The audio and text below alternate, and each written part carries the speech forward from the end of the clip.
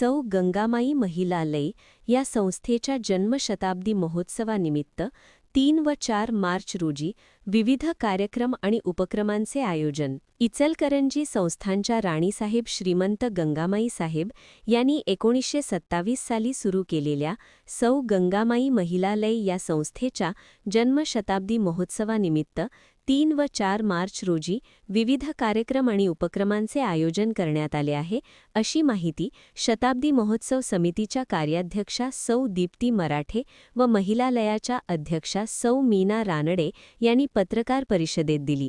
त्या म्हणाल्या, जहागिरीच्या काळात महिलांनी केवळ घरकामात न रमता स्वतःचे छंद जोपासावेत, विचारांची देवाणघेवाण करावी, या उद्देशाने सन 1927 मध्ये गंगामाई महिलालयाची वास्तू उभारली गेली.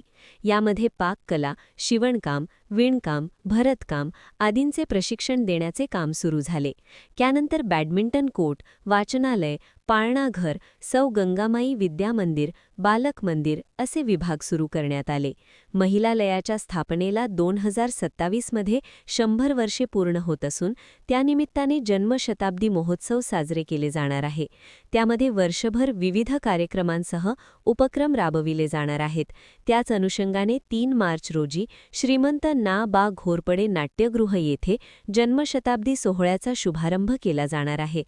प्रमुख अतिथी उगार महिला मंडळच्या माजी अध्यक्षा स्मिता शिरगावकर आणि श्रीमंत यशवंतराव घोरपडे सरकार, आमदार राहुल आवाडे, महापौर उदय धातुंडे, अच्युत वाटवे यांच्या उपस्थितीत शुभारंभ होणार आहे.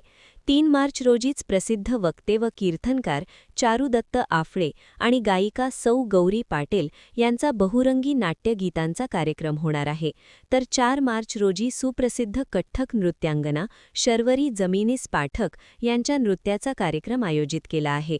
पत्रकार परिषदेत सुषमा दातार, प्रीती कट्टी, पल्लवी साठे, पूर्वा सौंदत्तीकर, आर्या चांदेकर, कमल गौरी जोशी, नेहा कुलकर्णी, सुवर्णा शहा, अर्चना दातार, अनुराधा लक्ष्मीश्वर, अंकिता उत्तुरकर, अश्विनी मराठे, स्वामी मोघे आदी उपस्थित होत्या. महान कार्य न्यूजसाठी सुभाष भस्मे, इचलकरंजी.